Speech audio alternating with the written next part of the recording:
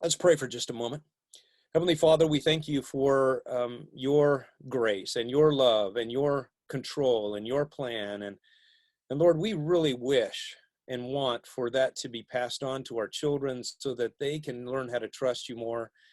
Lord, in the nitty-gritty of family life and in the situations that we face now, it's very challenging for children to experience things that are above their developmental capacities. They just don't have what they need in order to face the news that they're hearing and the challenges.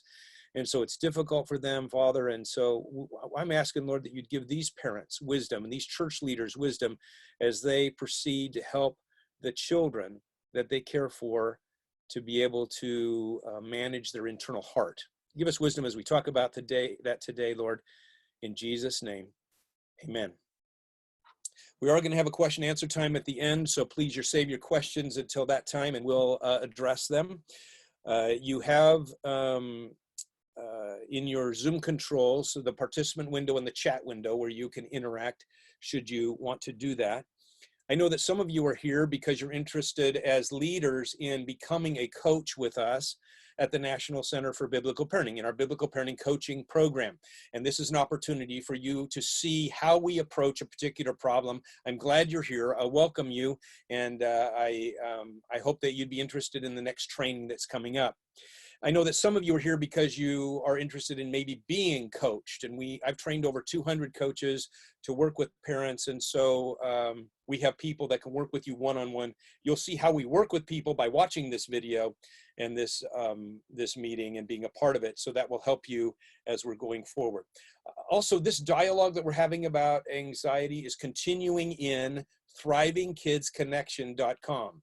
It's a closed, private membership group that's only open 2 months out of the year, April and September. So should you want to be involved in Thriving Kids Connection, then you might want to check that out at thrivingkidsconnection.com. If you watch the blog posts, there's 5 blog posts at Thriving Kids Connection where you can see the things that I've been saying here. I'm going to tie all those together, although I'm not going to repeat the things. They're in the blog posts. They're additional reference material at this point for this webinar as we're going forward. So you can check that out as well. We're going to talk about anxiety in children and youth, and we're talking about children as young as 3 to 18. I'll be trying to give illustrations around all of those. I'm grateful for the questions that have come my way in regards to this. Let's start by telling you who I am. First of all, I'm a father with 5 children and 6 grandchildren, married to Carrie. We live in New Jersey. I also have a doctorate, and my doctorate degree is in organizational management and strategic planning. And I've dedicated my work and my research and my education to strategically planning how to change children with parents as our primary vehicle. So I want to help parents to be strong and be able to do that with their children, giving them a plan. I have been a pastor for over 40 years, and I co-lead the National Center for Biblical Parenting with Joanne Miller. And she and I have published 15 books on parenting. If you want one to start with, I would encourage you to read the book, Parenting is Heart Work. I've trained over 200 coaches to work with parents one-on-one.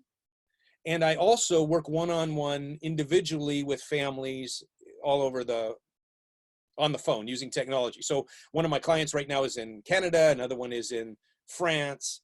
But most of them are in the United States, and we're working using technology in order to help parents be equipped to deal with the challenges that their children are facing. I'm also an adjunct professor at Concordia University in Mequon, Wisconsin, where I teach the master's level students in parenting. My goal is to help church leaders and those who are going into Christian ministry to be able to work with parents in strategic ways. So that's who I am. My focus is on children. I've been working with children and parents for a long time, and I'm eager to share with you some of the things I've learned about anxiety, some of the things that will help you as we're working very practically in a child's life. But I want to make it clear who I am not. I am not a psychiatrist, and I'm not a medical doctor. I'm a family coach and a parent trainer. Therefore, medical decisions are best made in consultation with your pediatrician and other medical professionals.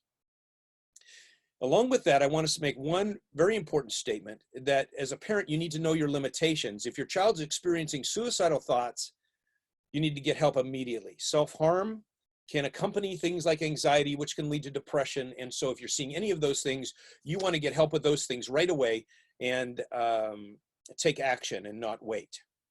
Now, let me give you a map of the picture of what this looks like on the large scale, and then we're going to drill down here a little bit more. On the large scale, we have three emotional categories that every person, child or an adult, needs to have a plan for. If you can have a plan for dealing with anger and dealing with sadness or disappointment and dealing with anxiety, then you'll be able to deal with emotional health in a very powerful way. Those are your three big ones, and each represents a bucket of issues.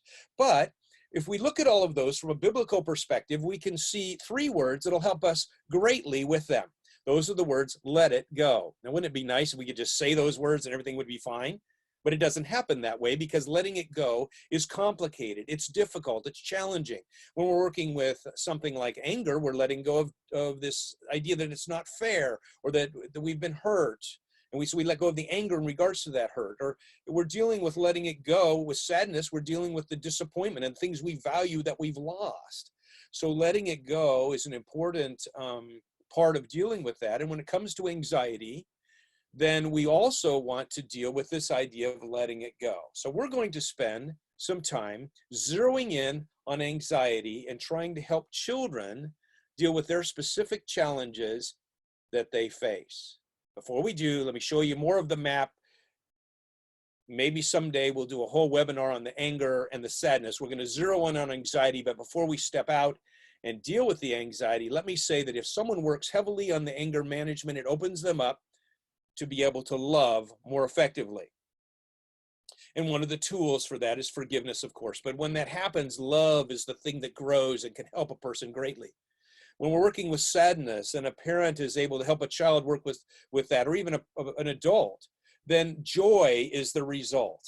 And gratefulness is one of the tools that God has provided for us in that regard.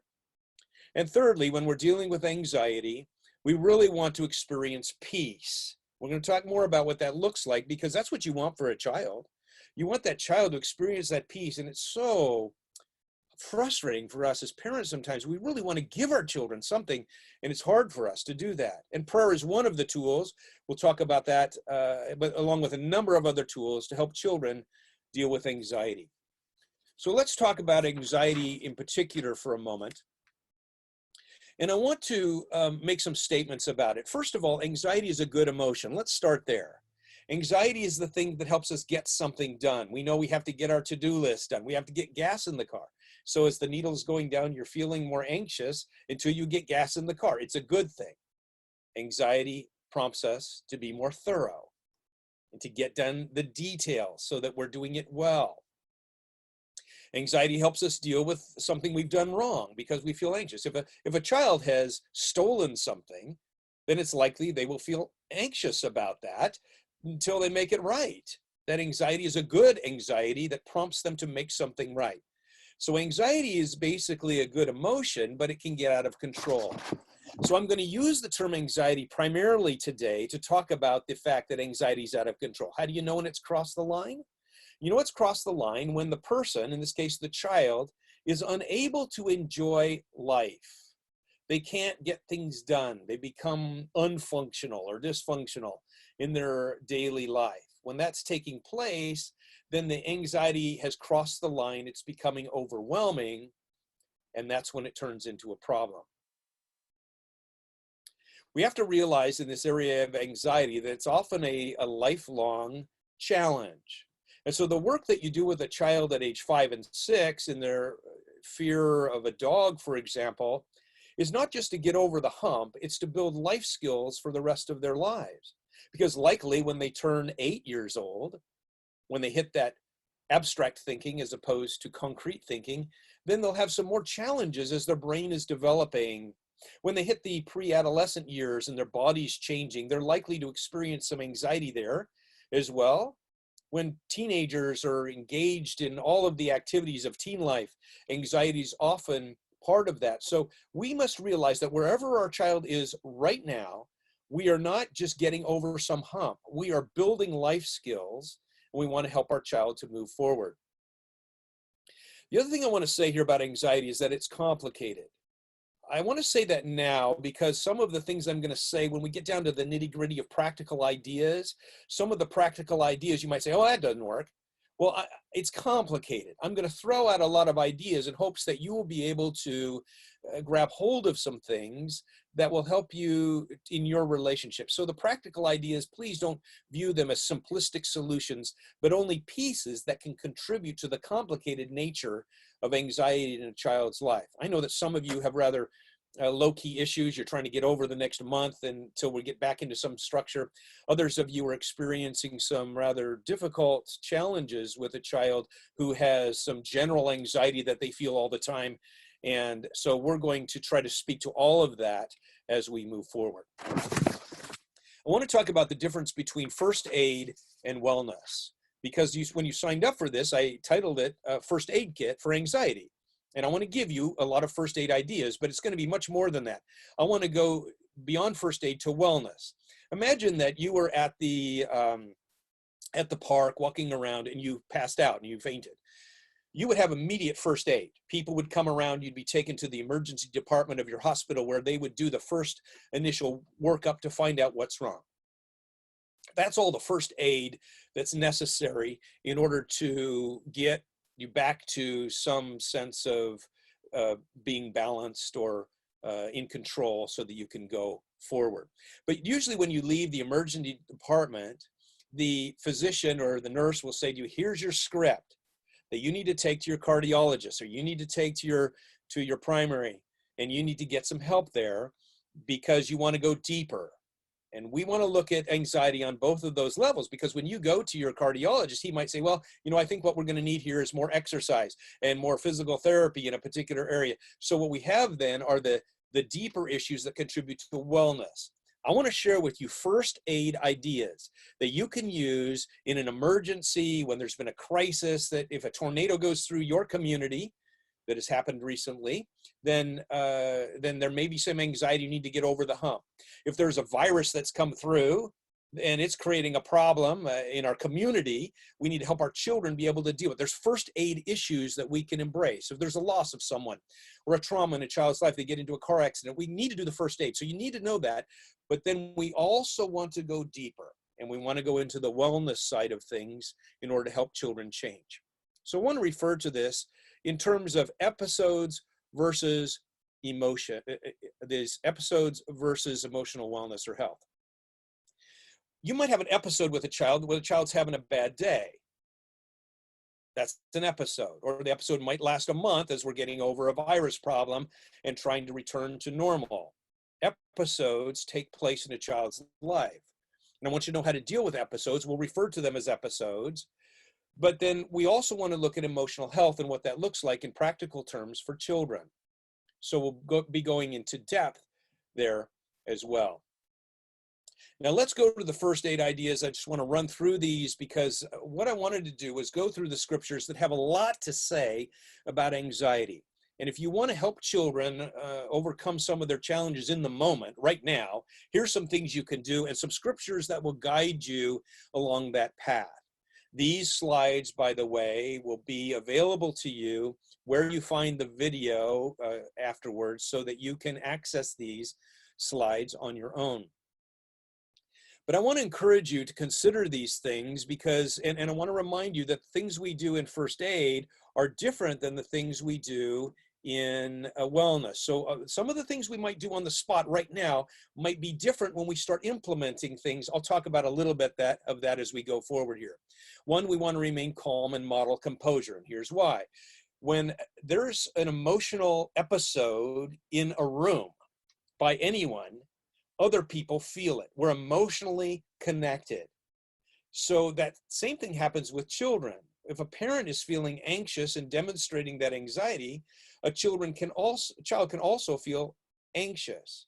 But it could be emotion of anger as well. If anger is increasing over here, a child can feel anxious. So intensity, emotional intensity increases, then we all feel it. That's important when we reverse it, because when a child experiences anxiety and starts to demonstrate that, then what can happen is a parent starts to feel anxious and then they reveal their anxiety. Suggestion here is to remain calm and model composure as you're trying to move forward. A second one is to offer comfort. One of the most strategic parenting things that we can do for a child is to be comforting. And I want you to understand how that works. Very powerful. Come alongside of a child, empathize, comfort them in the process. Very important. The third one is to communicate safety and strength. We're going to talk about this a little bit more, but the idea is that we have the ability to experience safety and strength even when there are dangers around. And so those boundaries that we set around in life, but also set in our hearts, are important. And so talking about those can be helpful. The next one is to discuss feelings and beliefs openly. Sometimes children believe things that are inaccurate, and so discussing them are helpful. In fact, sometimes a child, just by talking about their feelings or talking about their beliefs or what they're experiencing, can work it out. In fact, I would suggest most of us would benefit from someone listening to us. I often say, if someone would just listen to me, I could work through a lot of things in my own life. So discussing things with people is helpful. Those conversations, don't be afraid of them.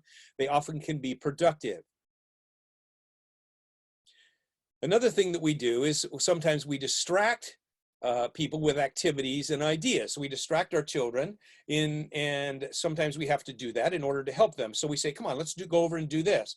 So distraction can be a very important part of what we're trying to do. And we can distract them with activities and ideas in order to move them out of the episode that they're engaged in. Again, we can engage in non-critical listening of child. So we just listen without giving advice. Another thing we can do is practice prayer. It's a short-term and a long-term solution, and we can help children greatly if we'll practice prayer in their lives. Another thing we want to do is speak the truth. And we want to be able to help children understand some truths in the midst of this, because many times truth is what is necessary to overcome false beliefs that they have. So if they're believing something that's inaccurate and they're getting themselves in trouble with that, then we have a problem, and you can practice speaking the truth to them. Another thing is to get back into routine. This can be helpful. A parent was asking me this week about their child who, in fact, it was just one of the responses, maybe you're listening, it was a response to this particular webinar that we're doing, when the parent says, I don't know what to do with my son. He's feeling anxious about the present situation, partly because we're doing schooling at home. And he's not used to that. And I don't know whether to let him sleep in a little bit more or not. And so the answer to the question depends on the child. Maybe we want to be more relaxed, so we're going to sleep in a little bit. Or maybe we're going to keep on some kind of a scheduled routine to help children make some significant changes or keep some control going on inside of them so that may help them deal with their anxiety. You'll have to measure that and see which is best. Another thing we'll do is modify expectations. Now, it is true that sometimes we don't want to modify expectations. We want this child to be held to the same expectations as another child, even though they're anxious. We can do that, but when we're doing first aid, we may want to modify the expectations. So I'm working with one child now, he's 6 years old, and they're doing education at home. And in their challenge, he has significant learning disabilities or challenges. And so there's now a lot of tension being created inside the home because of the schooling. And so my suggestion to them is talk to the teachers and try to reevaluate what should be expected of this particular child. I would suggest he probably needs to work on some math, he needs to work on a little bit of reading, and you need to call it quits and say, high five, we've done it today. So that you can modify the expectations, reduce the anxiety, and help the child to bring about some change. Those are some quick fix solutions, but they have the depth of ministering to a child. Because we want, even in small episodes that a child has, if not dealt with properly, they can develop into more long-term problems. So we want to have a first aid approach that sets things up for some good movement in the right direction.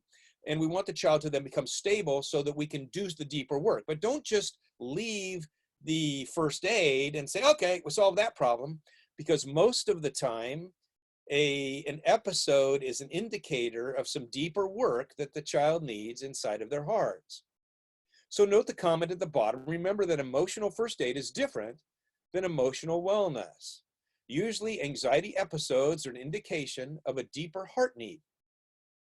Heart work is the best way to help children face their fears and overcome their anxiety.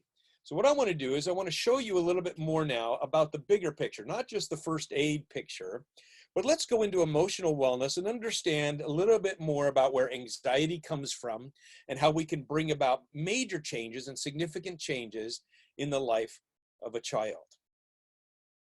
To do that, I want to talk about anxiety specifically and its causes. As we study the Bible, we realize that any kind of behavioral problem can come from one or more of three basic causes. In the biological cause, this means there's something going on in the body or the brain. For example, sensory processing disorder is when a child's brain is especially sensitive to loud noises or flashing lights or smells. They're hypersensitive, and so that creates this internal agitation when they're in that triggered environment.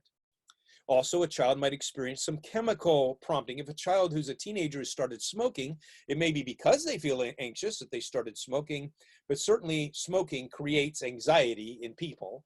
And so it may be caused by this biological thing that's going on. There might be an allergy that the child's experiencing. Maybe you can see that allergy. For example, if you had an allergy on your skin, you would feel more agitated. You would feel more anxious. Sometimes children have allergies inside of their gut, or even allergies in their brain to certain chemicals that are being put in the body. We would need to recognize those things are present. And I put OCD, obsessive compulsive issues, here in biological because some of them are triggered by biological things that are happening within them. We could have put that in the next category as well because some of them develop because of reaction. Let's go to the second category now. The reactive category. This is where much of what we're talking about in common life with children is all about. We look at reactive attachment disorder, and that's when a child develops some anxiety issues that have to do with attachment. We often see this with children who are experiencing adoption or have done that in the past. Post-traumatic stress disorder, or post-traumatic stress itself, is an experience that takes place because of some past event, like a car accident or the loss of a loved one, or some continued events over time, like parents yelling in the house, that cause a child to feel more anxious. Children who are reactive can tend to be more rigid in their approach to life. Social media is one of those things that creates challenges, especially in our youth, because they're concerned about how people perceive them. That's a social anxiety that we talk about, often related to social media. And it's all about this idea to control what's going on. The third category that we need to realize exists is the spiritual category. This isn't just about sin, although if a child, as I said, has stolen something, they may feel and should feel anxious about it until it is resolved. But sometimes when we're talking about spiritual issues, we're talking about the identity of a person, their self-concept, this idea of who I am. And those things come from a person's perception of the world and this understanding, the beliefs that they have. When Christ comes into a person's life, he changes their identity, their beliefs about who they are, who God is, and their position in the world. There's a lot of work that can be done here in a child's life when it comes to anxiety. And of course, the idea of trust is a spiritual issue, and trust is going to be foundational for children to learn how to deal with the anxiety that they experience.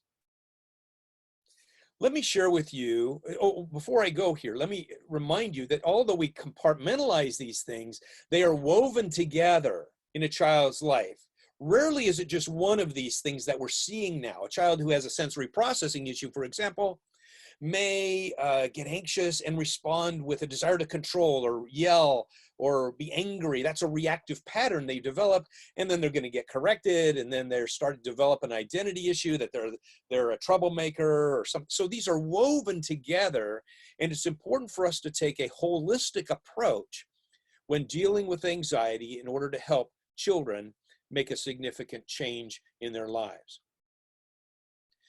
I'm going to define some words here that I think will be helpful for you as I go forward. One is the word behavior, which has to do with the actions or words that are going on that demonstrate what's going on really inside. So up above in the verse you see, it says, "For the mouth speaks what the heart is full of." The heart has some things going on, and they come out in the behavior, the action, or the words. The term heart we'll refer to that as the central processing unit of a person that contains their desires and beliefs and their emotions moving around to form their opinions about life. And certainly their emotions in regards to anxiety are affected by the heart. And then the mind is this place of thinking and sorting things out and processing thought. Notice in the verse in Philippians 4, it says, the peace of God, which surpasses all understanding, will guard your hearts and your minds in Christ Jesus.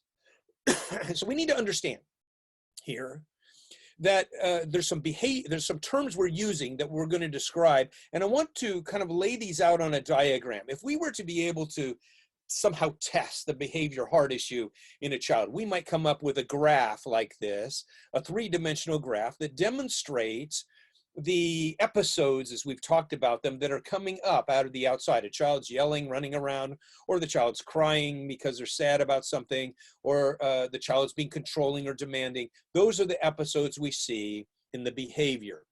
But we have to realize that down below, there's a lot of heart things going on.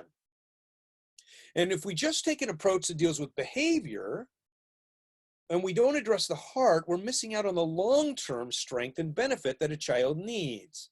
In fact, the Bible tells us in Proverbs 12:25 that anxiety weighs down the heart. So I want to encourage you, as you think about wellness, to think about the heart of a child, because the long-term solutions are found inside the heart of a child. I would suggest that we all have an anxiety threshold meter inside of our lives. There's a green area that demonstrates low anxiety, and then there's a red area that demonstrates high anxiety. And let's say this is a demonstration of a normal person or someone who's healthy in regards to their emotions, that they might bounce up into the high area. But remember this statement, that one of the signs of an emotionally healthy person is that they're able to recover from upsetting situations more quickly. So they bounce into the high anxiety. We all might do that at a time. And then we bounce back down into the lower anxiety where we tend to live, where the good anxiety can help us, but we're not overrun and it's not taking over our lives or our livelihood. Now, if I change the meter, we look at some children are stuck in the high anxiety side for either a period of time or it's generalized in their life that they're experiencing general anxiety. Rarely do they go into the low anxiety. In fact, the part of their meter that's low anxiety is very small. And so we want to help our children know how to address this so that we can increase even the way they process this inside of their own hearts. As you can see along the path, I put Bible verses, but because I have so much content I want to share with you, I encourage you to go back and look at these Bible verses as we go forward. Let me share with you some scriptures that will help us understand the heart a little bit more before I get to some very practical ideas that will help you. One, Hebrews 4:12 says to us, the word of God is living and active, sharper than any double-edged sword. It pierces even to dividing soul and spirit, joints and marrow. Then here comes the important statement. It judges the thoughts and the intentions of the heart.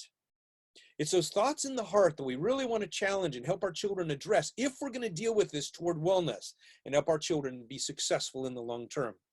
The second one talks about these, we demolish arguments and every pretension that sets itself up against God, and we take captive every thought to make it obedient to Christ. That's part of what we're going to help our children do, because it's the thoughts that run like crazy in our children's lives sometimes that get them stuck or in trouble with their anxiety. The third verse talks about the words of my mouth and the meditations of my heart. May they be pleasing to you, O Lord, my rock and my redeemer. We want to deal not with only the things that come out in the mouth or the behavior, but the meditations of the heart. All of those things are important as we're trying to move forward. Okay, now I'm going to get very practical with you. I'm going to share with you some ideas, and I want to give you some tools that will help you to be able to address things on a deeper level. So as we approach challenges as coaches, this is what we do. We look at what the problem is. Our child's experiencing some form of anxiety, and therefore we're going to approach this by first identifying where we're going to go. What do we want the child to do inside of the heart to overcome this challenge? If we're dealing with meanness, we're going to help a child develop more kindness. If we're dealing with disobedience, we're going to help a children develop cooperation. If we're working on defiance, we're going to help a child learn how to respond to authority. Do you see there's something inside of the heart we're working on to deal with that thing that's coming out on the upper side in the behavior side? We want to work deeply. So let's ask the question, what do we want children to do in their hearts when they experience the anxiety that they're experiencing right now at 3 years old or 7 years old or 10 years old or 15 years old? What do we want them to do?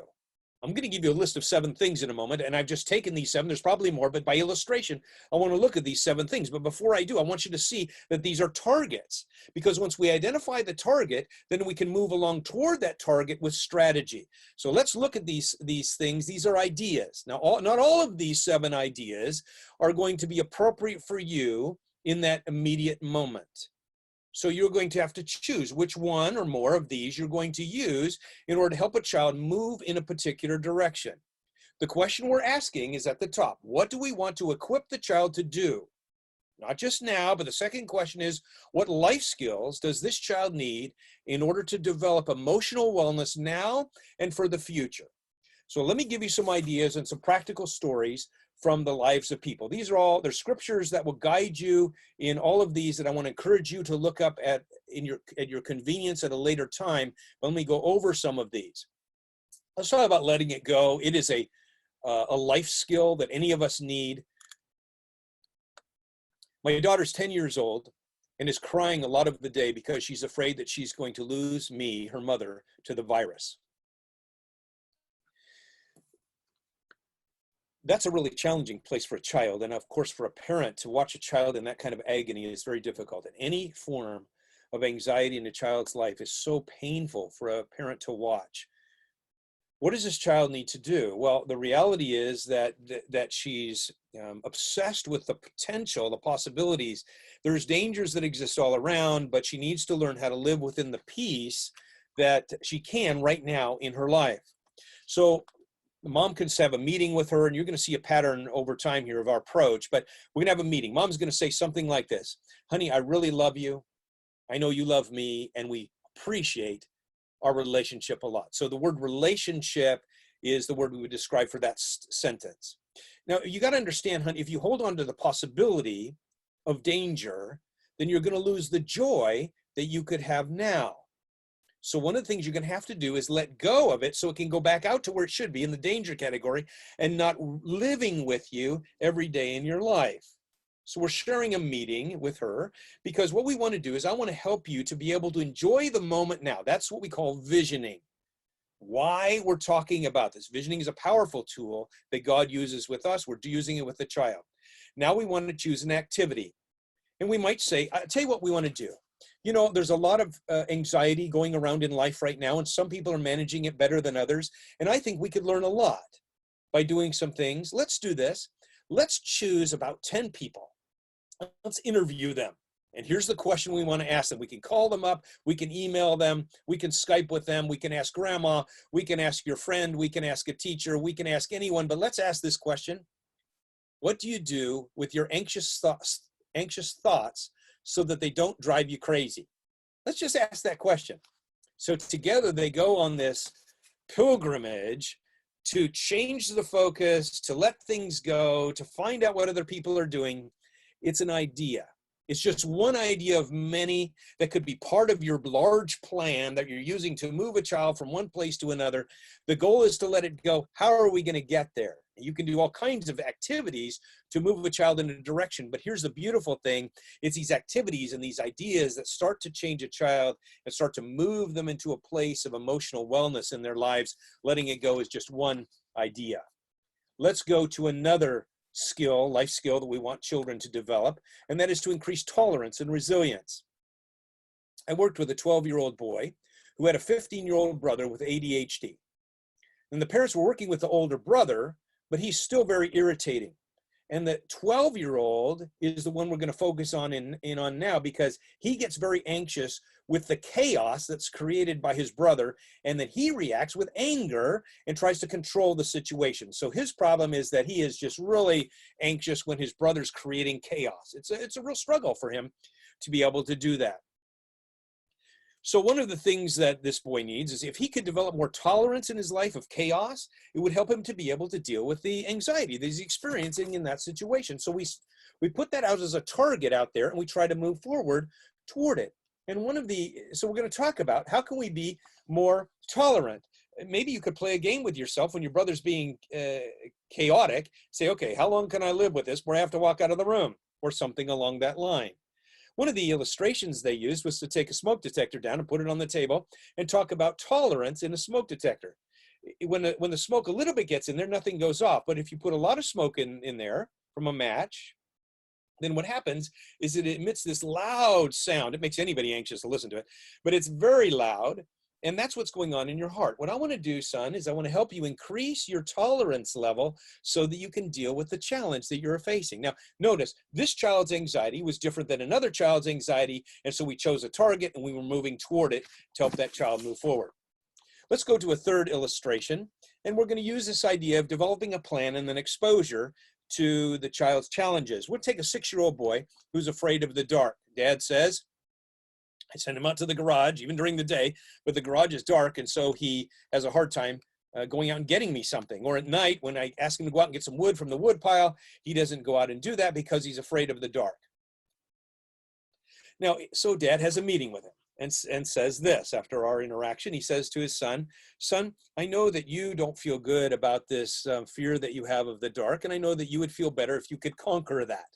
And I want to help you to be able to conquer that. So what I want to do is kind of look at what you're saying to yourself and what you're doing in order to help you to be able to do it. Let's develop a plan. What are some things that you can say to yourself or you can do when you find yourself in the dark that can help you to stay there? I don't know, he says. Okay, well, let's do this. And so now we engage in an activity. Activity is important because it's one of the ways that moves into a child's heart. We're moving them toward a target, trying to get them somewhere. So as we're moving into this target, that dad and son says, okay, let's get into the closet, you and me together. Let's close the door. We're in the dark. Are you feeling afraid? No, I'm not feeling afraid. Why are you not feeling afraid? Because you're here with me. Oh, so this isn't just the darkness, it's you're feeling alone in the dark, right? Okay, good. I'll tell you what, if you're ready for this, we can try this. Why don't I'll go sit out here on your bed. You go shut the door in the closet. I'll wait here. And so he does that. He goes in the closet, shuts the door, and it's dark. And he says, okay, come on back out. And so what worked for you? Well, you were out here. I said, okay, well, what if I were to be in the living room? Could you do this? And so what we're doing is we're using a plan and we're asking this question. What did you say to yourself that helped you to be able to deal with this? What was your plan? Often it's helpful to have a written plan for dealing with anxiety that a child writes down. This is what I'm going to do and this is what I'm going to say in order to be able to do this. And then we do the exposure. We allow a child to get closer to the dog or a dog if they're afraid of dogs, or they're able to get closer to water if they're afraid of swimming, or crowds if they're afraid of the crowds. All of these can create anxiety in children. And so developing a plan first is very important. And then exposure to those things can work to help children feel more this greater sense of accomplishment. Let's go to another one, learning how to trust. 11-year-old girl, this is parents I worked with of 11-year-old girl, says she has to know everything that's happening next. She wakes up in the morning. When are we going to start our schooling? What else are we doing today?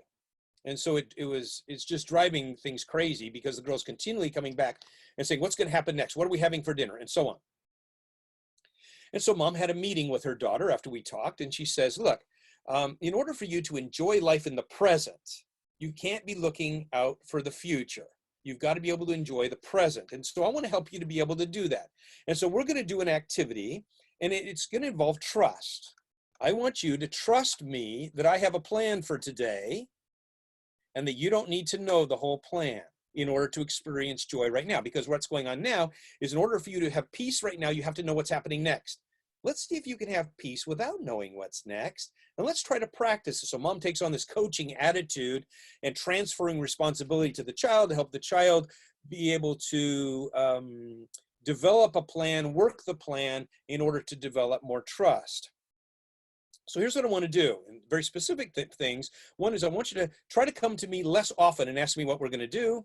And if you do come to me, maybe sometimes I will give you an answer, and other times I'm going to say, this is a trust opportunity. So When we talk about trust, let me talk about it in three ways. Sometimes we're helping children trust in themselves. Yes, that's not bad. That's called self-confidence. And that's something that can help a child to feel like they can meet the challenges of life. So giving them the ability to trust in their own strength is helpful. Obviously, that can only go so far. And so trusting other leaders and authorities is something we do.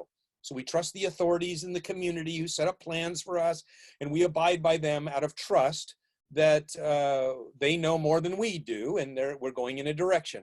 But ultimately, trust is something we do with God. And he fills in all the gaps. He takes over the big picture. And so any problem we're experiencing, we can trust him. So practicing trust is a very important part of a solution, and setting up activities to do that, both trusting God and trusting parents and trusting yourself even, are very important. What does that look like? Ask your question, what does it look like for this child to trust? And you'll come up with some specific practice sessions that you can use. Let's go to another one, shifting their focus.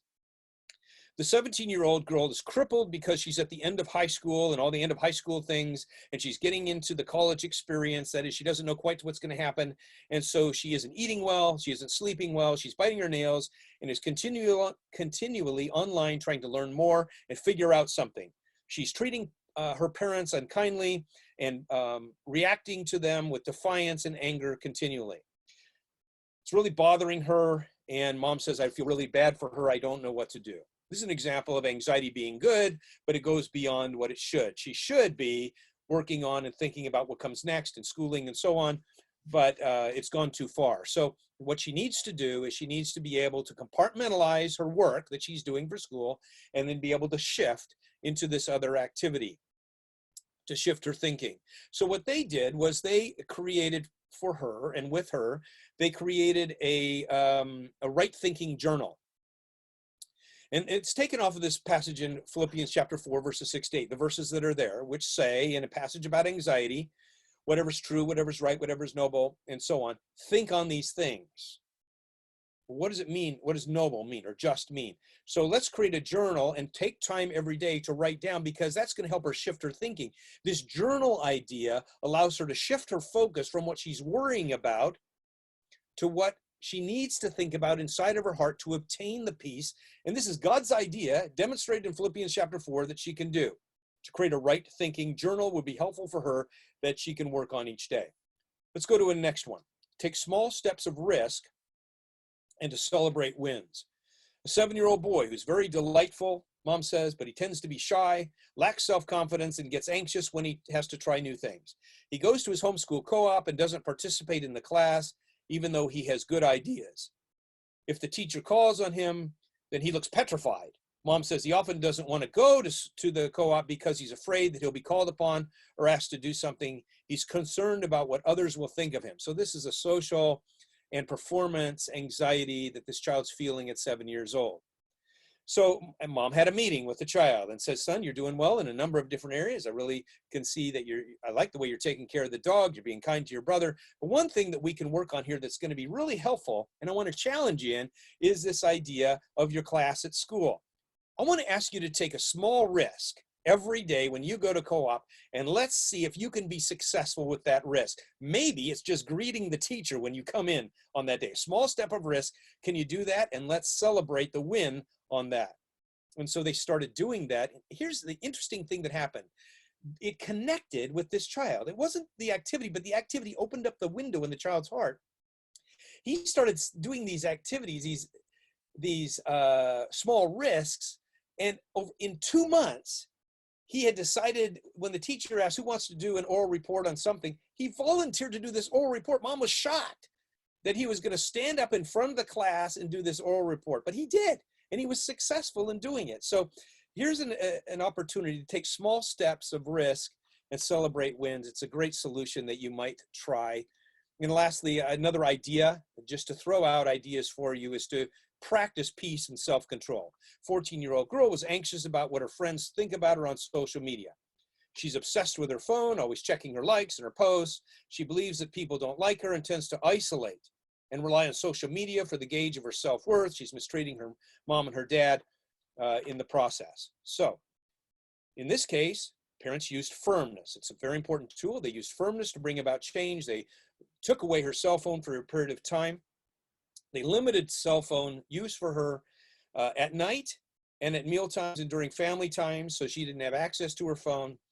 And during that, somewhere in there, she had to work on a peace plan. What do you think you can do to help you regain your spiritual center? Hopefully that's relying on the Lord, this peace core inside of your life, and report back. So we're not just experiencing more anxiety by not being with the phone, but she has an assignment that she's on in order to get back her phone, is to work on that. And in fact, Mom said, here's an idea that she did. She said, take these 2.5 gallons of milk and hold them out straight. See how long you can hold them out. And so she held them out for a while, but it wasn't long before the weight of the 0.5 gallons of milk were so hard she couldn't hold on to them anymore.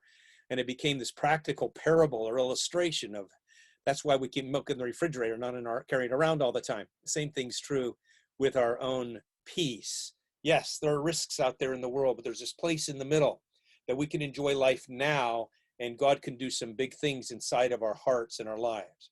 So let me review. What we've done is tried to identify an objective, a goal, a life skill that the child needs. And you do that by looking at their problem. You look at them, you feel bad for them. And you say, wow, what this child really needs is this. Then we identify solutions, small steps, activities to get where we need to be in order to help children change. Let me go through a few more things here that will help you, I think, in this area as you're trying to help a child who has some real challenging anxiety issues. Maybe you're going to last longer than just the few weeks that you're experiencing now, but you really sense something big's going on. Let me encourage you in your parenting tools to add these. Add training, more training, less correction. If you're simply relying on correction in order, whenever there's an episode to deal with that, you're missing out on a bigger issue of training. And of course, the Bible talks a lot about training and parenting, and we want to take advantage of training. That is moving the child toward this place, creating the exposure or the practice or the elements where we're doing activities to help a child move in a direction toward more emotional health. Secondly, more experiential teaching and less dialogue. Some children really benefit from the dialogue, that is, you trying to teach them using a dialogue format. But many more children are like the Apostle Peter, who learn through experiential teaching. They're the ones who have to jump out of the boat. They're the ones who are impulsively lying. And so Jesus uses experiences to help Peter. And I would suggest that he did that with all the disciples, with parables and other things. Use experiential teaching. It often opens up the window inside of a child's heart that helps them greatly. Another area is use more strategy and less reaction. We're talking here about strategy. We're talking about building the infrastructure of a child's heart with God's grace, of course, so that the child has what she needs or he needs to function well in this emotional wellness area of their lives. And lastly, be more composed and less dramatic in your approach, because your composure can help greatly when you're helping children to experience change. Along those lines, let me talk about some of the ways parents tend to approach anxiety. Your child's starting to be anxious. What do? Some parents use the commando approach. Now, there's some good things about that because you're coming in and providing structure. As I suggested in the anxiety article number 1, there's a couple of ideas about anxiety that usually don't work, but you might try them. And firmness is the advantage here. You're coming in and you're setting a structure saying, you need to stop that, you need to do this. That can be helpful for some children. However, it's the harshness often associated with that that's damaging. Harshness is really hard for children, and it damages them. So we want to be careful about the harshness, because that really can cripple a child. And so be careful. Firmness doesn't have to have harshness. Just keep that in mind. The second approach that some parents take, this is their kind of MO, is they come in and it's relational. And they say, okay, oh, you're anxious? Here, let me get rid of the triggers here for you. Okay, you're okay now? If you're a comforting parent, don't lose your ability to comfort. It is a powerful tool that you have. But if you're enabling a child by always removing the triggers from that child, then you may be doing your child a disservice, because growth takes place under adversity. When children experience the trials and the sufferings of their life, they produce growth inside of a person. So be careful that you don't enable a child to stay angry by trying to remove all of the triggers so the child isn't angry. Rather, we give them a plan. We help them manage their lives. We want them to face their fears. And so we're going to comfort them, but yes, we're also going to coach them through a process of empowering them to meet the challenge that they're facing. Another approach that parents sometimes have is this let's make a deal approach, reward and punishment. The problem with that is it tends to increase selfishness. I'll give you what you want if you do what I say. And so children become more self-focused when they really need to release some of that self-focused tendencies that they have. You can use incentives to help children get over a hump. But if you're using that as a primary approach to parenting, your child will suffer. So be careful about that. It's dangerous. And lastly, some parents use the logical approach because we know that a person who's suffering with anxiety, especially when their thoughts are racing, is caught with the potential of danger, the possibility that something bad might happen. That's the definition of worry, is the expectation that something bad is going to happen. And so the child has this on the outside and they can't, and so parents are trying to argue with them. Now, dialogue is helpful. And so talking with children is usually a good idea.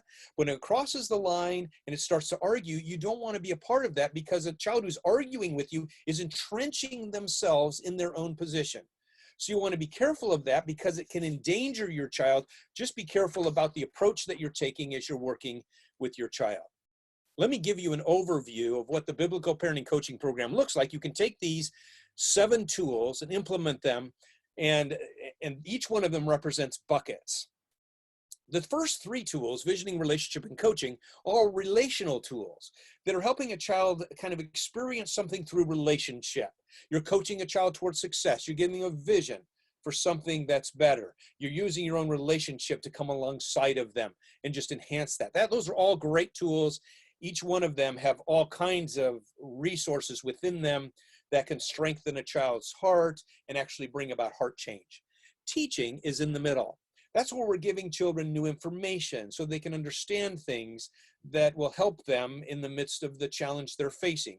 If you talk about the good germs that are present in our world that we need in order to develop a strong immune system, it's not just the bad germs that are out there, then it brings a little more balance to this idea of trying to be clean all the time if the child's engaged in over cleanliness behavior.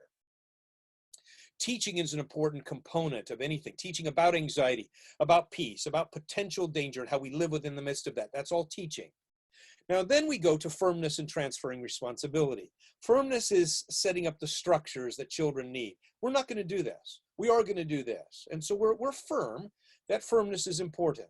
And transferring responsibility is a key tool to give children the ability to take on this challenge for themselves. We don't abandon them, say, it's your problem, I'm leaving, but we transfer responsibility so the child doesn't just feel that they're a victim in life, but they can take responsibility for their weakness and for the solution. It's an empowering tool that we use to bring about change in a child with any kind of a problem. And the last tool is this tool about prayer, which is much bigger than just praying. It's about God's grace, giving the ability to make changes in a person's life. People need that, and so that tool is very significant. Just a couple more things I want to share with you, and that is that you have to understand that faith, which is something you're trying to build in your life and you're trying to help your child develop, involves 3 parts: truth, trust, and action. Truth is the knowledge of things, so that we're dealing with things that are true. Some children, they become so upset because they prayed for something and God disappointed them. It's likely in that case that what happened was that God didn't disappoint them, but is that they were believing in their beliefs which weren't true. So truth is a very important ingredient in faith. The next one is, the word faith is used about trust. That's letting it go, allowing someone else to have control. And then action is taking steps of faith that James makes a large case for in his book that he wrote, that faith is about works, not just about belief. And so doing all of those 3 things helps a person develop their faith. We all need to be engaged in faith development exercises in our lives. It helps us in all forms of areas, but especially can help us in this area of anxiety. I want to tell you a Bible story. This is a Bible story. What we try to do is we take all kinds of Bible stories and we try to apply them to this whole area of parenting and how God relates to us and how we then relate to others. Let me just tell you a story. The story I'm about to tell you comes from the book of Numbers, chapter 9, verses 15 to 23. The story starts way back when Moses rescued the Israelites out of Egypt. And God brought them to the Mount Sinai, where they got the success principles and how to build the tabernacle and the priest garments and so on. And then Moses leads them to the promised land. And when they get to the promised land and are ready to cross over, were they able to go in? No, they couldn't go in. Why weren't they able to go in? Now, we could play psychologist here and we can analyze them. Well, they weren't able to go in because they were experiencing post-traumatic stress disorder. I mean, after all, they lived under harsh taskmasters in their former way of living. And harshness is a terrible thing in anyone's life, of course. And so their experience was very difficult. Furthermore, they don't really have a home. They're wandering around. And so that just contributes to this general anxiety that they don't really know what to do and how to live. And they're running into trials that they're having a hard time with. And now we know that they're experiencing anxiety in the story because they look across there because of the report of the spies who say, we are like grasshoppers in their sight. Anxiety always exaggerates danger. It exaggerates danger and creates this problem now that is bigger than what they say. Those are giants in the land. So now they're experiencing this anxiety, and God says, okay, here's what we're going to do. We're going to have to do some more training. So I'm going to take you out in the wilderness, and you're going to learn about the cloud. So Numbers 9:15-23 is about the cloud coming down over the tabernacle. And when it comes down, then he says you're to camp. And when it goes up, you're to go. And he says this, sometimes it will go in the morning, and you're to leave. Sometimes it will go up in the evening, and you're to go. And sometimes it will happen after one day, and you're to go. Sometimes after 2 days, and you're to go. Sometimes after a week. Sometimes after a month. Sometimes after a year, and you're to go. You never know when you're going to go. And God's going to practice. You need to trust me. You need to follow me. You need to obey me. That's one of the reasons that God has given obedience as a requirement for children so they can develop inside their own hearts. They don't have to always know the reason why. They just need to obey. But that's not all God did, use firmness. He also used relationship. I'm going to take care of you. I'm going to provide you with food every day. I'm going to lead you to water. I'm going to protect you from your enemies. I'm going to give you shoes that won't wear out. I'm going to guide you through this wilderness experience. That's the relational component. And he gives them a vision. He says, I'm going to take you to a land that's flowing with milk and honey. You need to know how to live in that land, so I'm going to train you now to live in that great land. So what happens? They come to the promised land under Joshua's leadership now. Could they go in? Yes, of course they can go in. Not only could they go in, but they went and marched around a city playing musical instruments. Why could they do something as silly as that? Because they learned how to trust. You see, trust is learned in the daily activities of life. We believe that parents are the best trainers for their children, the best therapists for their kids, the best counselors for their children if they have a good plan. And it's going to involve firmness and visioning and relationship and all those other tools that we can use in the biblical parenting coaching program. It's important for children to learn how to trust. It's important for them to learn how to overcome their anxiety on the daily level. What does it look like in practical terms today? But it's a bigger picture to learn how to trust God on the bigger scale. What I'd like to do now is stop sharing my screen with you. So give me a second to do that. And I want to allow you to ask me questions about what we've been talking about. On the left-hand side of your, or in your participant list, you have an opportunity to raise your hand.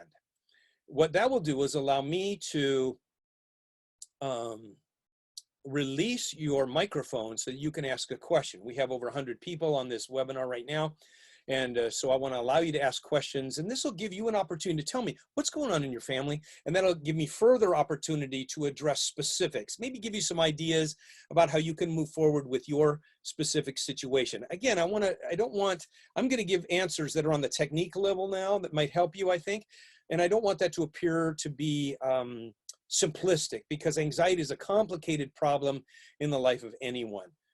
So let's start with Leroy. I'm going to unmute you so that you can go ahead and ask a question. Leroy, what's going on in your home and how can I help you? Okay, Dr. Turansky, first of all, thank you for an outstanding presentation. I want to just start there, really informative. I'm a grandparent and my wife is, we are grandparents, and we have a very bright granddaughter. She's age 13. She's been homeschooling since the kids had to go on shelter in place. And she has shown a great drop in her participation in class and grades and all of that. And she's stuck, addicted to the iPhone at night, the iPad. It has completely consumed her. She's not sleeping at night. She wakes up she goes to bed about 3 or 4 in the morning and gets up later in the day. And we've really been trouble with this. And we're just wondering if you have any suggested techniques on how we can help our granddaughter get going again. Yes, thank you very much for your question. I'm grateful that you're asking it. Let me, first of all, say that we work in the area of influence that we have. If I were working with the mom in this area, then I would be sharing with her specific ideas that she needs to implement right away. It sounds like the girl may be temporarily addicted to electronics, and maybe using that as a way to self-soothe. And that's very dangerous, of course, in a child's life. And so I would suggest that we're probably going to need some firmness here to remove that ability of misuse of electronics, maybe need to take electronics away regularly or for a period of time. We also need to get some firmness going in this area of the schoolwork to get her moving in that direction. And we might use electronics as an incentive to do that. In other words, you are not able to move forward with any electronics at all, whether it's a phone or an iPad or anything, until you've completed your schoolwork for the day. And that way, when we use consequences, we don't use them in a justice mentality. We're taking this away because of this. We use consequences as a tool to move a child in a direction they need to move. In other words, we say to a child, how long do you lose your iPad? Well, I don't know how long we're going to lose it. Depends on you. You show me that you are growing in your ability to, in this case, be more diligent in your schooling and would be able to move forward. So I would suggest that some firmness would be good in that department. But let me even give you an idea as a grandpa. I worked with a boy or a young man this week who's a senior, and he's really disappointed. And so he dropped off his whole schooling. He's not going to, how is he going to graduate with all his friends, all of the senior kinds of things he would do, he can't do. His disappointment was overwhelming him. And I talked to him, and in one session, he made some major changes. And here's what I said. Disappointment is one of those things that happens in the heart. And when our heart is disappointed, then sometimes it makes us feel hopeless and despairing. And so one of the things we must do in our lives with our children, in your life as a young man, is you must learn to deal with disappointment. So what you're dealing with here is part of your whole life. We're going to work on this right now. And the thing that's going to help you in your heart, let me just tell you, is the word obligation. Obligation is something that can grow in your heart that says, I need to. Not what do I feel like doing, but I need to. Young adolescents are often driven by their feelings. And we're going to say, I need to, because I need to overcomes the feeling of I don't want to. And so, and he says, this is really helpful. He started moving forward and he started completing his assignments, turning them in, and he will graduate this year by completing his work. Even though he's disappointed, he's learned something about the heart and about obligation. So as a grandpa, you may be able to have a significant conversation in conjunction with whatever the parents are doing in order to help them move forward. Thank you very much for your question. All right, Kelly Fox, I'm going to unmute you. What's going on in your home and how can I help you? Hi, good afternoon. How are you, Pastor Scott? I'm Can you hear doing me? fine, Kelly. Thank you. Okay. Yes, I can. Little bit Coming of across. feedback. So we're doing okay, thank you. So I'm calling about our 10-year-old daughter, Natalie. She definitely has been displaying some anxiety, I would say since around the age 6 or 7 when the pressures of school started to increase. And then we found that she does have dyslexia. Moving all through that, those periods of anxiety surrounding work and then insecurities, and there's a lot that comes with that. And during that time, we were uncertain. There were times where the anxiety almost looked to be like to a clinical level. Fortunately, that has decreased. Okay. But she definitely has reactive. She can be reactive, and I would say her anxiety spikes and she has periods where she can get stuck there. Part of her, I believe her parenting related issues was that all through that time we've been going through so much diagnostic testing, and I really gave her a lot of slack. So, and a lot of comfort, like, it's okay, and I walked her through everything and I helped her through everything. And rather than taking a more stern stance or firm stance and saying, no, you can do this on your own, or no, that's not okay, that there was, an extra layer of it, because I wasn't sure if there was more to the biological piece than just dyslexia. We didn't know if there was auditory processing or what was going on. So my question is also in the area of firmness. Now that we know that there's nothing secondary currently showing in any diagnostic testing other than the dyslexia, increasing her accountability, and then her really knowing that, like, our no means no. At what point in the level of, you want to be firm, but you don't want to be harsh?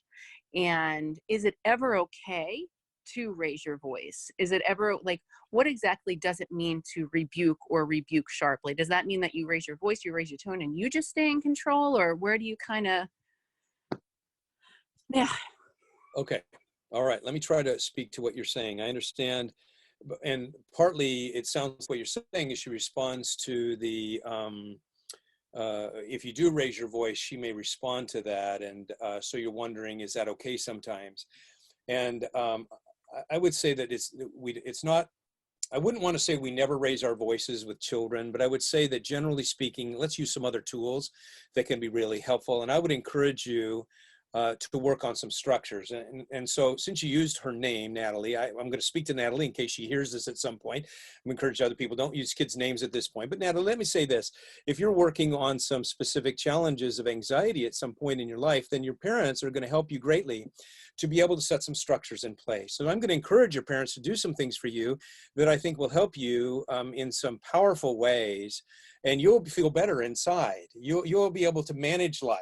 You may not like what they do, but you're learning how to respond better to them will be of great value for you as you continue to grow and develop. So listen to the ideas I'm going to give to your mom at this point, and then she'll try to implement them with you. So I would suggest that you want to ask Natalie, because you felt like she was going really close to being in a clinical diagnostic sense anxious, but she's come out of it. I want to know, and this, I would study Natalie and I would say to her, Natalie, what has worked for you? And I would want to hear from her, how is it that she comes out of those things? What is she able to do or say that allows her to move out? That's such a very important question that we can help her with, because if she's been successful at certain points, it identifies some heart success things that she's done inside. She said some things. I want to be able to bottle that success and move it into these other areas where now she tends to be reacting to life situations. And so we want to exercise her heart in a way that we're going to take off some of those edges, and she'll be able to be more responsive to life situations, be more emotionally flexible, and we need some tools. So there are two major ways that you're going to do this and bring this about. These are big. This is big picture stuff. One is the getting things done department of life. You're educating at home now, which means she has a task, some things that she needs to do. I would make that a very important list, and we're going to do that. Don't lose your comfort, Kelly. Your comfort is really valuable, and we don't want to lose that. But alongside of that, we're going to bring firmness, because the firmness is going to say, we are going to get this done. And no, you're not free to do anything else until this is done. And with reasonable objectives, we're going to push her through and then celebrate when we're done. You did it. Because what we're doing is we're helping a child feel a little bit anxious and uncomfortable when they have things to do, and then we're helping to release that anxiety when they're done. That's a healthy form of anxiety, and we want to practice that. So in the getting things done department, we're doing both that. We're putting it on and taking it off. Now, when you put it on, she may react in an unhealthy way. That's when we need to go to cycle number 2. Cycle number 1 is getting things done. Cycle number 2 is the child's off track and needs some correction. When we go there, then we want to use a different set of tools. Don't try to use the getting things done tools when a child's off track. That's a different, you got to draw a line between them. Otherwise, let's say a child's yelling at you and you're well, you need to keep working on your work. No, we're going to do this. If you keep explaining and talking to a child who's yelling at you, you're affirming their approach. You're saying, okay, it's okay for you to yell at me. I'll keep talking to you about it. No, we have to draw a line between those two cycles of parenting, and we have to emphasize the getting things done, but that's not working. We're going to go over here and we're going to deal with your off track. And when a child's having an anger episode, it sounds like, in addition to anxiety, maybe caused by anxiety, but they're reacting with anger, the child's off track. I would suggest we have some tools. We use a break, then the child comes back, a positive conclusion where we interact with them. But this triangle of correction that we use is strategically targeted for the heart. You want to develop some routines. This is why it's so important for a child with anxiety. Routine helps a child. You know that if you're putting a child in a structured format. But it's not just that structure that you're setting up. What you're doing is you're creating this internal structure of how we're going to relate together. So you want your daughter to have some relational routines. And they're doing well. We've got this routine that's going on of experiencing anxiety, then taking it off. When we're in correction, we're trying to help a child know how to get themselves back on track. We have this routine that we've set up, and we're trying to move them forward. Being able to do that, then you have the tools necessary to go into the whole process of dealing with anxiety on a deeper level. So tools are very important. And I know, I just saw your name come by at the National Center for Biblical Parenting, and I know that you have signed up with one of our coaches or are signing up with one of our coaches, and that will be of great value to you because you will learn these tools that I'm talking about that will help Natalie greatly. And let me just say one more word to Natalie since she's part of the conversation now. Natalie, God wants to do some really great things in your life. And the things that you learn in your home are part of what are going to equip you to be successful in your life in the future. Not necessarily money success, but have relational success, feel good about yourself. So you are blessed to have two parents working in your life that will strengthen you and empower you with God's grace working inside of you. This is going to be a great experience for you. I trust that God's going to do some good things. So hang in there. Okay. Thank you, Kelly, for your question. Let's go to Addie. You have a question. Go ahead. Thank you so much for all of your information. I've been taking lots of notes. So my daughter is 10 years old, and I actually happen to have her next to me. She came into my office here, and Okay. she has anxiety at nighttime. And it's only at nighttime when she goes to bed, and she cries kind of like a toddler for several hours because she's just so worried and so anxious. And she's asking me, am I going to be there in the morning? Is anything going to happen to me? And I am here every morning. I do go to work sometimes, but I'm always here in the morning for her. But it's been really, really difficult. And I've been trying to come up with ways where we have a really close relationship. So we've been doing devotionals. We've been going through your articles and talking about like things you can distract your mind with, thinking about things that you're grateful for, and doing some of the steps that you've outlined in some of your materials. But practically, she just says, I can't let it go. I don't know how to let it go. And I'm praying and praying, but I just feel so anxious and so sad all the time. And so we're trying to come up with things to do. You know, one is like a reward system. Like if you do well a couple nights in a row, then maybe you could have like a sleep night with me on the weekend. Or, you know, maybe you can sleep with your brother to help you with your anxiety. But since it's kind of focused on me, I don't know if those are good options or not good options. Yes, those are fine options. And I think you're using an incentive, a relational incentive, which is a good one in this case. But so let me just share with you some thoughts that may help you. I think you've picked what you think, and I'm talking to your daughter now. We don't need to know her name, but daughter, I'm talking to you. You have identified, it sounds like, what you think your solution is going to be, that you need to let it go, but you're having trouble doing that. And so as you're trying to let it go in your life, then you're going to want to figure out, you want to develop some solutions that are for you. If your name were Susie, I would call this the Susie plan. And I would encourage you to write down some ideas. Now, letting it go isn't just going to happen at night. I know that's the primary arena where you experience your anxiety. But there's probably some times during the day where you have some desires of things you'd want to do, and letting it go would be helpful. During the day would be a good time to practice letting it go. And in doing that in some ways, okay, I'm not going to have it my way. You know, if there's any times in the course of your day when you feel like it has to be your way, you're going to release that. And you're going to practice at times that are not in your main challenge time, so that each night when you go to bed, you are developing a greater sense of a plan. You want to have a plan that allows you to move forward, to let it go. One of those things is likely going to be that you are, that you're changing your focus. But there's probably some belief down inside that if you let it go, then it might not happen or something, whatever you're particularly afraid of. So what you want to do is you want to be able to say to yourself, you got to talk to yourself. Now, one of the things that might help you is if you memorize scripture that has to do with anxious thoughts, and there's a lot of them. Many of them are in this presentation that I've made today. I put the scripture all through, that the Bible has a lot to say about anxiety. But as you are, you want to set up a practice plan for yourself. Okay, you don't have to rely on mom here. This is your solution, your ability to move forward. So distracting yourself may be good.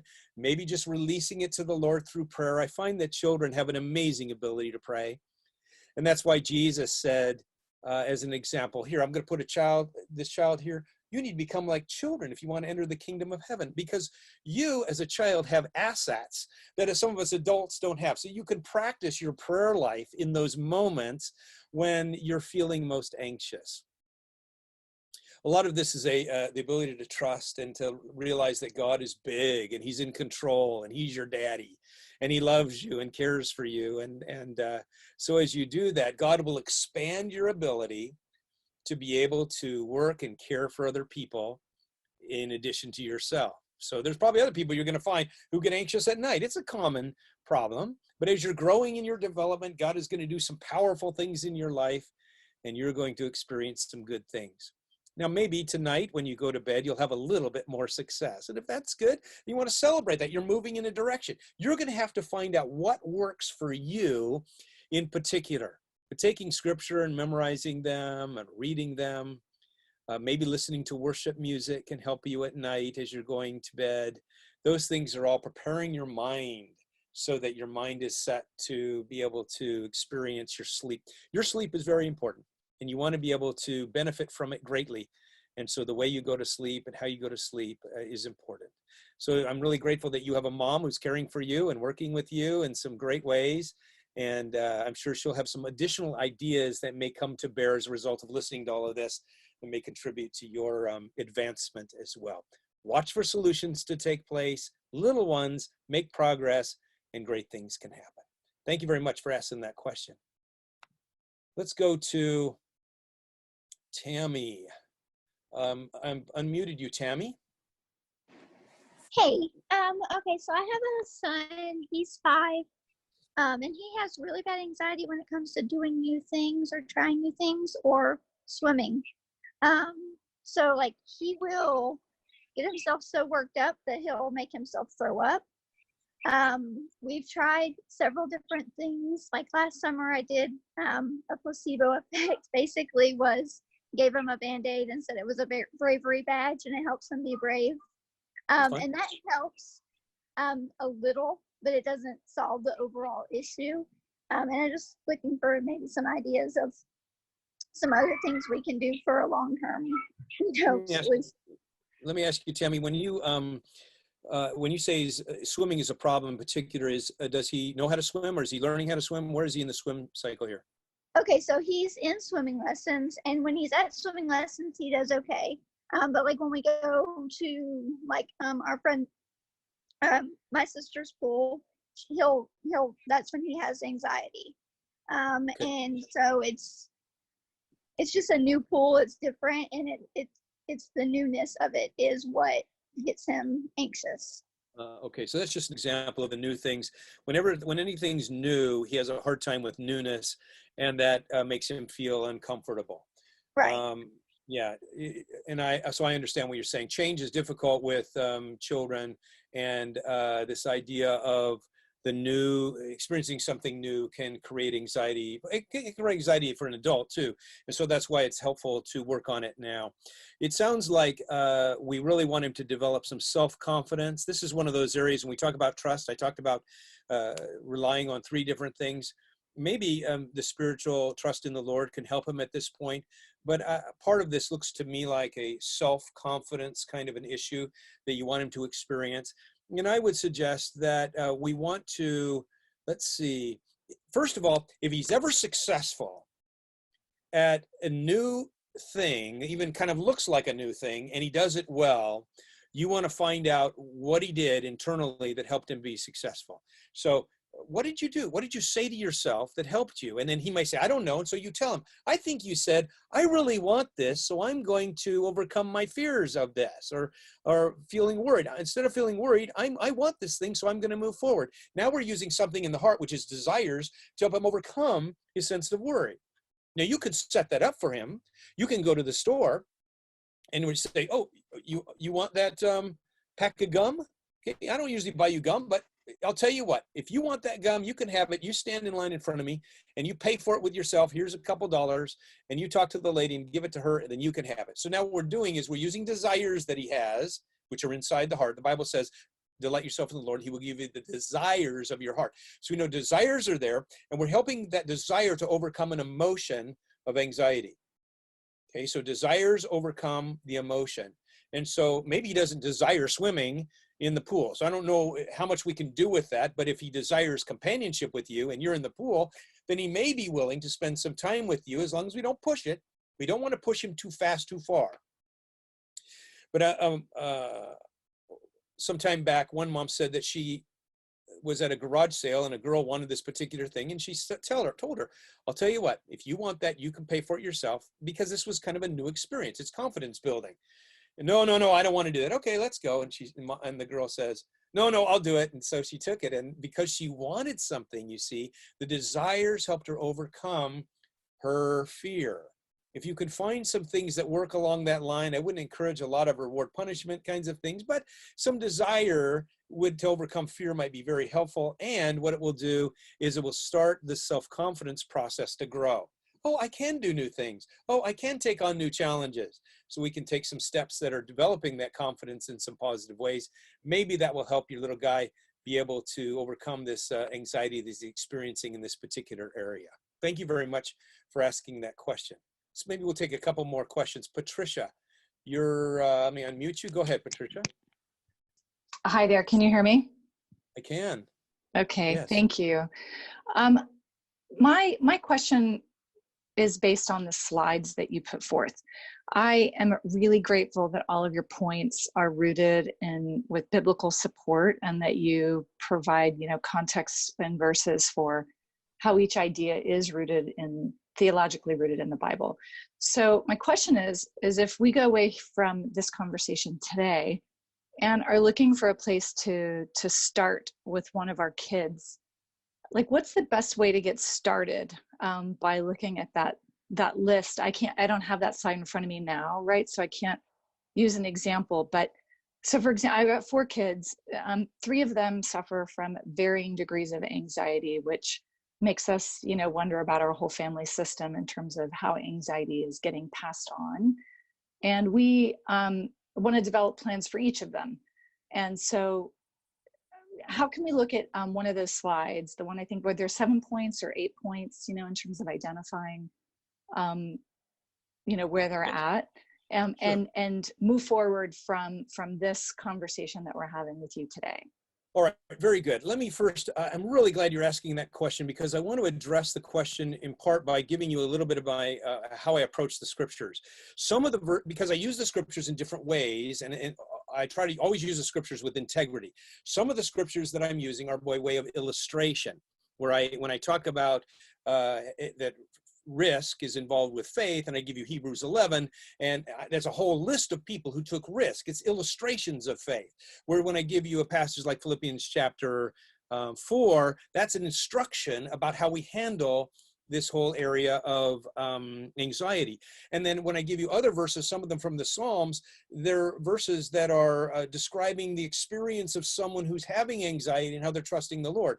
So not all of the verses are instructive, but I would encourage you to take the verses and try to figure out what I saw in those passages of Scripture. Sometimes I'm seeing a solution that we need to, or sometimes I'm seeing a person that we need to look at. And so I would just think about in terms of the Scriptures as a valuable tool for God's grace to come down on your child to help them. And so Bible study and faith development is going to be an important part. So I would, where do you study? Where do you start with this? I didn't develop this as a child's Bible study, but you could go through and pick some of these yourself. And you could take them and start looking at them and ask, what does this have to do with anxiety and what can we learn from it?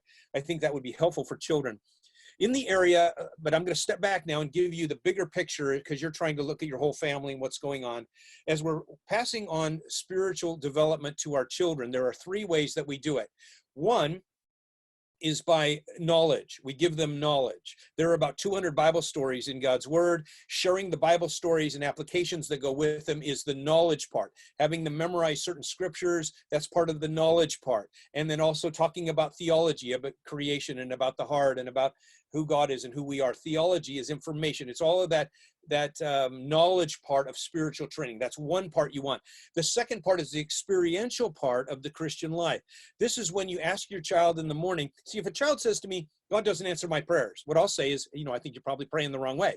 If you're praying, God, give me this and give me that and give me the other thing and give me a good sunshine today because I'm playing my soccer game, maybe you're not asking the right kind of things of God. I would suggest that if you're experientially working with the Lord, then you're asking this question: Lord, how can I fit into your plans today?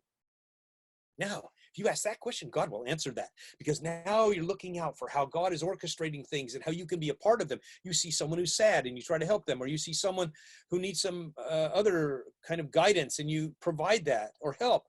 You are now working along with God, and that's the experiential side of the gospel. And then thirdly, there is the daily practices that you engage in life, the way you give instructions. Why do you teach your children how to follow instructions? You do that so they can learn how to follow God's instructions someday. The whole correction routine that you engage in should embrace this idea of repentance and change in the heart. All of that is equipping us to live the spiritual life with the Lord. It's strategic. So where do you start? I would say spiritual training is a great place to be working in the life of your child, and trying to develop that is crucial for your children at any age. Helping them understand those things will go a long way to be able to build the integrity. You want to do faith development in your child because it strengthens and exercises the child's heart. Thank you very much for asking that question.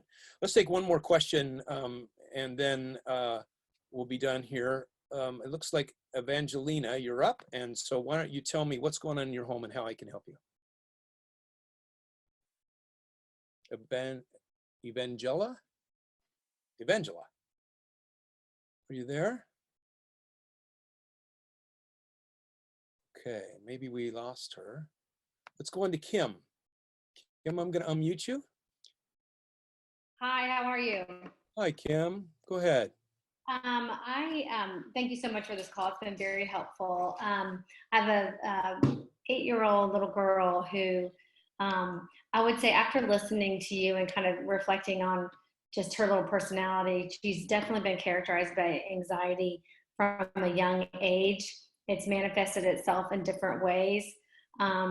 Recently, one of her friends' mothers died, and then this year her teacher's son died. So there's a lot of fear of death. And it really comes out at night when she goes to bed, similar to what Addie said earlier. We've used a lot of the things that you've talked about, trying to get her to, to pray and scripture and worship songs and things like that. My question is this: every night for about the last 6 months, she comes into our room in the middle of the night and sleeps on the floor. And I've tried all kinds of different approaches. I've been kind, I've been comforting, I've walked her back to her room. I've ignored it. I've been harsh about it. I feel like I've done the gamut. So trying to get practical, like tonight, as I'm working through some of these things with you, I've got some ideas. do I allow her to continue to come into our room at night, or do I just shut that down? Okay.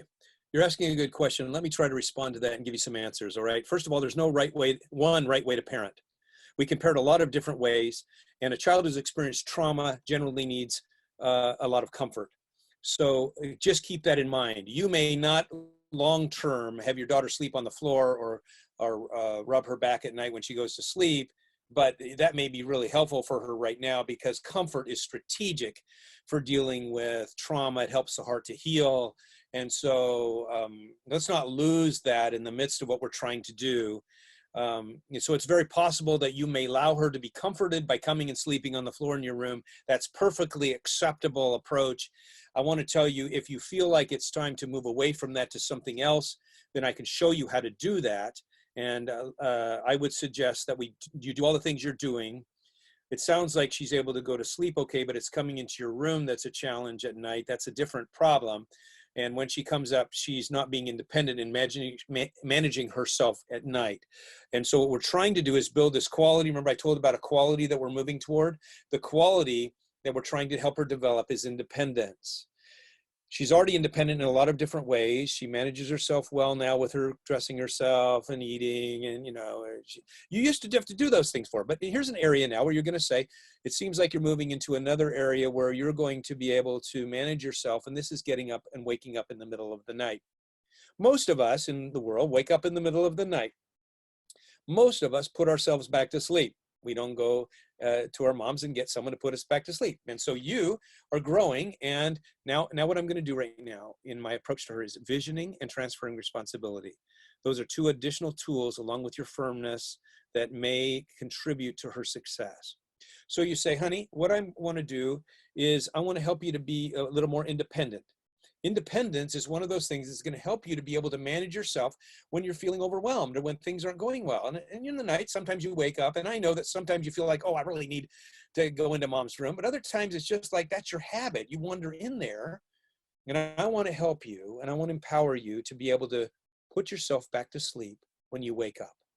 Let's talk about that, what that's going to look like. So, and then we're going to engage in these practical activity type things. What are you going to do? In fact, why don't you write them down, a few things that you're going to do that will help you to be able to manage yourself well in the midst of this, so that we can be able to you can put yourself back to sleep instead of me. Now that's the empowering, the transferring responsibility, and the visioning. Now in the middle of the night, if she's asleep on your floor, I would encourage you then to pick her up and move her. So if you're using that's the firmness approach. So you want her to wake up in her own bed in the morning. And so moving her from the floor to the bedroom is going to be part of your plan to help her to move. If you want to do that, I'm not saying you have to, but if you're trying to strategically move her in a direction, you're using a number of tools all at the same time. And so moving her from the floor to, or if you hear her come into your bedroom, then you want to stop her and say, oh, let me help you get back to your bed. So you're using firmness then to help her kind of retrain her heart so that she can put herself to sleep. It may be, though, that your presence with her is so comforting to her that it helps her deal with the trauma of life. And you got to realize that if she's experienced death at this age in the way that she has, that's really a hard thing for her to experience. And so again, I go back to the comfort that you provide for her. You do want to coach her in a direction in life, but you also want to love her and comfort her so that she can heal from in her heart, from the losses that she's experienced. A very important part, so that we don't have lingering issues down the road. So she's 8 years old. We got plenty of time to work on this. Let's see what we can do in the next few months. You might try a plan and then adjust that over another period of time in order to continue to work toward good mental health, as well as good sleep hygiene and independence in her life as well. Folks, I'm really glad that you joined us. I just want to remind you that if you feel like you need help, you can go to the biblicalparenting.coach website, where you can get specific help. You can also sign up to work with a coach if you'd like, and learn more specific ways of getting some help for your family. If you would like to become a coach, I encourage you to go to the same website and click on those links, watch the videos, learn what it's all about, because we need more coaches to help parents in the world deal with the challenges that they're experiencing. We're grateful that you've been here. thrivingkidsconnection.com is another link you might consider. You might sign up for free email parenting tips so you get information about what's going on in our ministry and get those tips that come into your inbox once a week that'll help you as well. Thanks very much for joining us on this webinar. I'm grateful to be with you, and thank you for your participation.